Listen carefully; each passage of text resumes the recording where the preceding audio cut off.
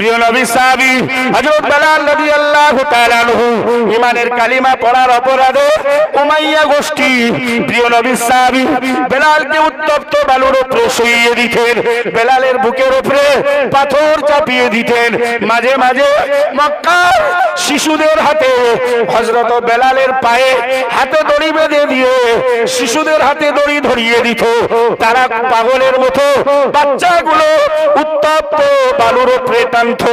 আল্লাহ পাকের নবী সাহাবী হযরত বেলাল রাদিয়াল্লাহু তাআলা আনহু ইসলামের প্রথম মুয়াজ্জিন, ইসলামের ঐতিহাসিক মুয়াজ্জিন বেলাল রাদিয়াল্লাহু তাআলা আনহু না না না এত অত্যাচার, এত কষ্ট, এত জুলুম করার পরেও হযরত বেলালের জবান দিয়ে উচ্চারিত হতো আহাদ আহাদ আহাদ, তথা আল্লাহ এক আল্লাহ এক আল্লাহ এক। জোরে বলুন, আরো জোরে বলুন সুবহানাল্লাহ।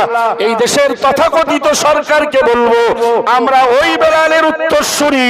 আমাদের দেহ থেকে সব অঙ্গগুলো ছিন্ন করে দিলেও আমাদের জীবনের শেষ ভাষণ হবে আল্লাহু আহাদ আল্লাহু আহাদ আল্লাহু আহাদ। একটু জোরে বলুন সুবহানাল্লাহ।